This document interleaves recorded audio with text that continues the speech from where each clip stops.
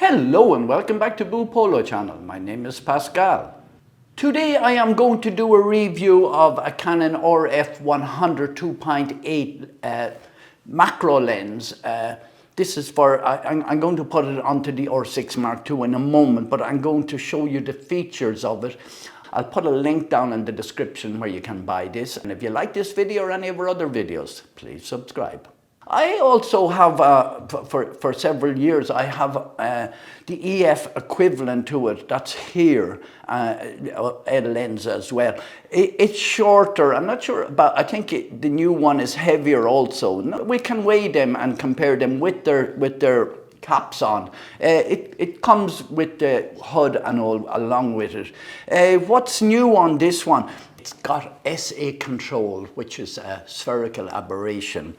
By using that, you can change the bokeh in the background when you are focusing in on, say, a person's face and you wanted to have nice bokeh in the background. You can adjust the bokeh by doing that. There is a lock on it. The lock for it is when it's in 0 position. But it won't lock in any minus or plus. So it'll only lock when you're in 0. That is to stop you to having the control. Just bring the lens back to how it normally should. The magnification on this is 1.4x, which is extremely good. It's got 19 elements inside it in 13 groups. The minimum focus is 260 millimeters, which is about 10.2 inches. The filter size for the front is the same as the older EF1, which comes in at 67 millimeters. So if you are changing from one to the other, I am going to sell this one now, but you can use this with a ring, and I don't need 2 of them. The lens's elements are coated with what's called super spectra. That's to stop reflections and all that. So the stabilization is only in one, on or off, and it's 5 points. But if you use it in conjunction with the camera, you can get up to 8 stops, the stabilization of the camera and the stabilization of the lens at the same time. You can get up to 8 stops, so that's great for handheld shots. Before I put it on the camera, I'm going to weigh it, and I'm going to take off this cap. I leave on the back cap. I don't want to put that up onto the scales. And so we put it up onto the scales. It's coming in at 723 grams, which is approximately the weight of the camera itself, which is approximately the same weight as my R6 Mark II. And now I will put this one up on top of it. Yes, it's heavier than the older one.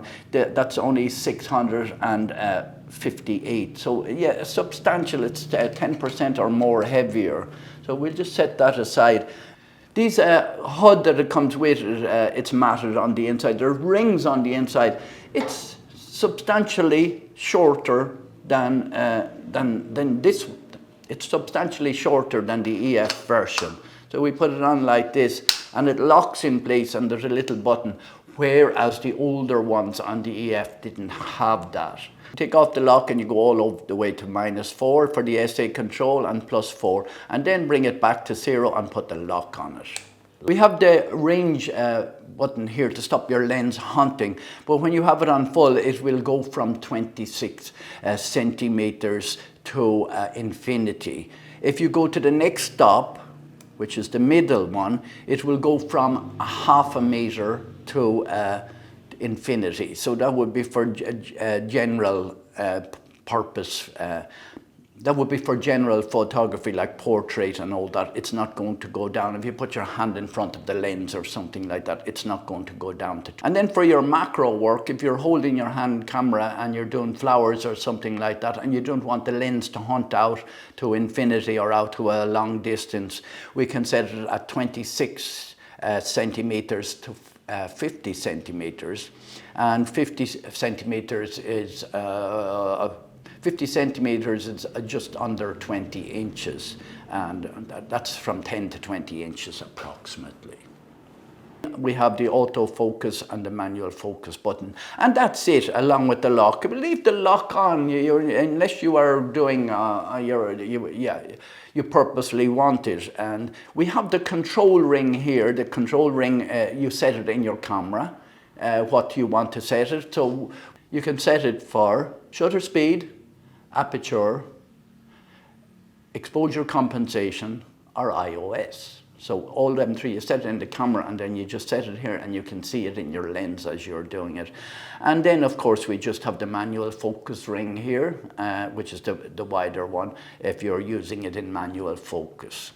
We'll put it onto the camera now and see how, show you how my opinion on how it handles.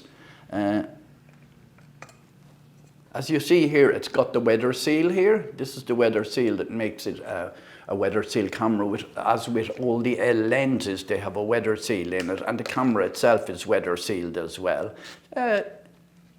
Nice and gently going. You can feel the stiffness of the rubber hitting off them. It's the same with the EF lens, it has that in it also. I have the 2470, which weighs more, but it's not near as long a lens as this. So we're going to measure the camera with the lens from your viewfinder here I will measure it to the inside of the filter, and that's coming in at 8.5 inches or 215 millimeters. So yeah, and of course it's going to be longer with your hood on, but you won't be using the hood on it. You won't be using the hood on it only when you're only using the hood on it when you're outdoors. You won't be using the hood on it when you're indoors. So yeah, it's long and slender, unlike the zoom lenses, of course, because it does have 17 elements in 13 groups. It's very easy to put your hand in to put with this one, much easier than with the EF lens because this one is shorter. The rings on it, that's different than this one. This is the matte finish on the inside of it. You can use this for portrait photography.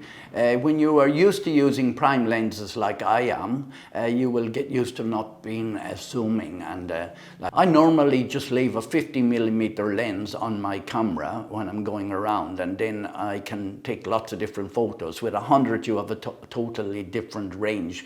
So that's my review of the RF100 2.8L with the SA control. I'll put a link down in the description where you can buy this, and thank you very, very much for watching. And if you like this video or any of our other videos, please subscribe.